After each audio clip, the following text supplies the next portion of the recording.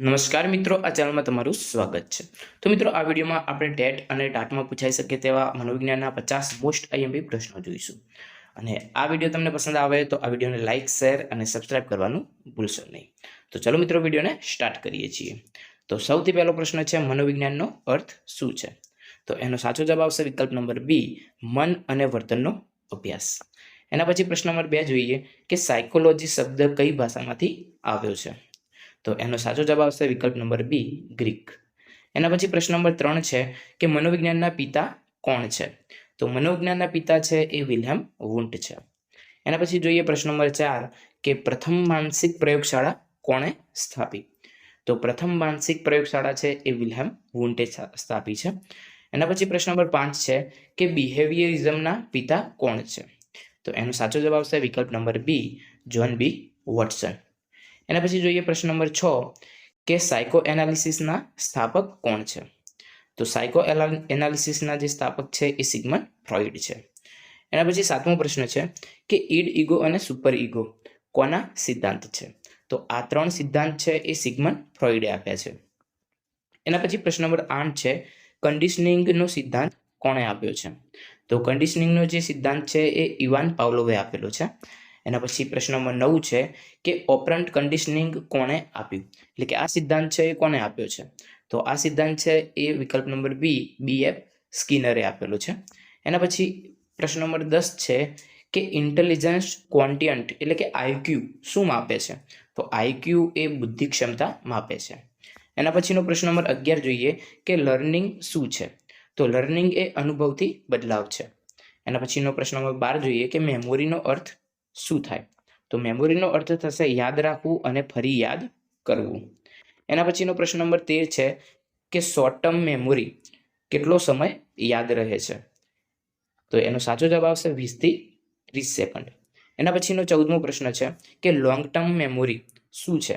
તો long term memory છે એ લાંબા સમય સુધી યાદ રહેતી એટલે કે મગજમાં લાંબા સમય સુધી રહેતી યાદો છે.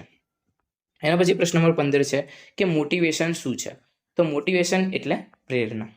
એના પછીનો પ્રશ્ન નંબર 16 છે કે ઇમોશન શું છે? ઇમોશન એટલે લાગણી.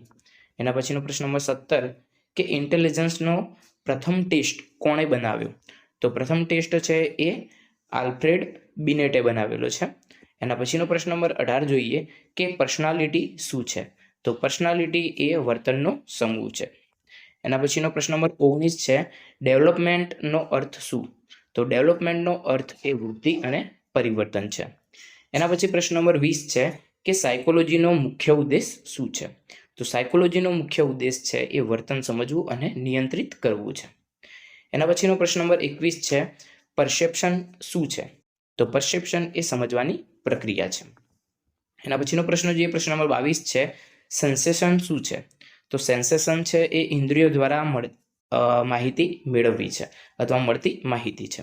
એના પછીનો પ્રશ્ન નંબર 23 છે કે થિંકિંગ શું છે? થિંકિંગ એટલે વિચાર પ્રક્રિયા. એના પછીનો 24મો પ્રશ્ન છે કે પ્રોબ્લેમ સોલ્વિંગ શું છે? તો પ્રોબ્લેમ સોલ્વિંગ એટલે કે પ્રશ્ન ઉકેલવો. એના પછીનો 25મો પ્રશ્ન છે કે ક્રિએટિવિટી શું છે? તો ક્રિએટિવિટી એટલે નવું સર્જન કરવું. એના પછીનો 26મો પ્રશ્ન છે કે એટીટ્યુડ શું છે? એટીટ્યુડ એટલે દ્રષ્ટિકોણ. એના પછી 27મો પ્રશ્ન છે કે સ્ટ્રેસ શું છે? તો સ્ટ્રેસ એટલે દબાણ. એના પછીનો 28મો પ્રશ્ન છે કે કોન્ફ્લિક્ટ શું છે? કોન્ફ્લિક્ટ એટલે ટકરાવ. એના પછી 29મો પ્રશ્ન છે કે ફ્રસ્ટ્રેશન શું છે? તો ફ્રસ્ટ્રેશન એટલે નિરાશા. એના પછીનો 30મો પ્રશ્ન છે કે એડજસ્ટમેન્ટ શું છે? તો એડજસ્ટમેન્ટ એટલે અનુકૂલન. એના પછીનો પ્રશ્ન 31મો કે હેબિટ શું છે? હેબિટ એટલે આદત. એના પછી 32મો પ્રશ્ન છે કે ઇન્ટરેસ્ટ શું છે? તો ઇન્ટરેસ્ટ એટલે રસ. એના પછી 33મો પ્રશ્ન છે એપ્ટિટ્યુડ એટલે શું? એપ્ટિટ્યુડ એટલે ક્ષમતા. એના પછી પ્રશ્ન નંબર 34મો છે એનસીટી શું છે? તો એનસીટી એટલે ચિંતા. એના પછીનો પ્રશ્ન જોઈએ પ્રશ્ન નંબર 35મો છે ડિપ્રેશન શું છે? ડિપ્રેશન એટલે ઉદાસીનતા. એના પછી 36મો પ્રશ્ન છે સાયકોલોજીનો ઉપયોગ ક્યાં થાય છે? તો સાયકોલોજીનો ઉપયોગ છે શિક્ષણમાં થાય છે, આરોગ્યમય થાય છે અને ઉદ્યોગમાં થાય છે. એટલે સાચો જવાબ આવશે વિકલ્પ નંબર ડી ઉપરના બધા. એના પછી 37મો પ્રશ્ન છે કે એજ્યુકેશનલ સાયકોલોજી શું છે? તો એજ્યુકેશનલ સાયકોલોજી એટલે શિક્ષણમાં મનનો અભ્યાસ. એના પછીનો પ્રશ્ન જોઈએ, પ્રશ્ન નંબર 38મો છે કે ક્લિનિકલ સાયકોલોજી શું છે? ક્લિનિકલ સાયકોલોજી એટલે રોગોનો માનસિક અભ્યાસ. એના પછી 39મો પ્રશ્ન છે સોશિયલ સાયકોલોજી શું છે? તો સોશિયલ સાયકોલોજી એટલે સમાજમાં પરિવર્તનનો અભ્યાસ. એના પછી 40મો પ્રશ્ન છે ઇન્ડસ્ટ્રીયલ સાયકોલોજી શું છે? તો એનો સાચો જવાબ આવશે ઉદ્યોગમાં મનનો ઉપયોગ. એના પછી 41મો પ્રશ્ન છે ગ્રુપ શું છે? તો ગ્રુપ એટલે લોકોનો સમૂહ. એના પછી 42મો પ્રશ્ન છે લીડરશિપ શું છે? તો લીડરશિપ એટલે નેતૃત્વ કરવું. એના પછી 43મો પ્રશ્ન છે કમ્યુનિકેશન શું છે? તો કમ્યુનિકેશન એટલે વાતચીત કરવી. એના પછીનો પ્રશ્ન જોઈએ 44મો કે લેંગ્વેજ શું છે? તો લેંગ્વેજ એટલે સંચારનું સાધન. એના પછી 45મો પ્રશ્ન છે લર્નિંગ કર્વ શું બતાવે છે? તો લર્નિંગ કર્વ છે એ શીખવાની પ્રગતિ બતાવે છે. એના પછી 46મો પ્રશ્ન છે રેનફોર્સમેન્ટ શું છે? તો રેનફોર્સમેન્ટ એટલે પ્રોત્સાહન આપવું. એના પછી 47મો પ્રશ્ન છે પનિશમેન્ટ એટલે શું? તો પનિશમેન્ટ એટલે સજા કરવી. એના પછી 48મો પ્રશ્ન છે આઈક્યુનો સરેરાશ કેટલો હોય છે? એટલે કે સરેરાશ આઈક્યુ કેટલો હોય છે? તો એ 100 હોય છે. એના પછી 49મો પ્રશ્ન છે હ્યુમન બિહેવિયર શું છે? તો હ્યુમન બિહેવિયર એ માનવનું વર્તન છે.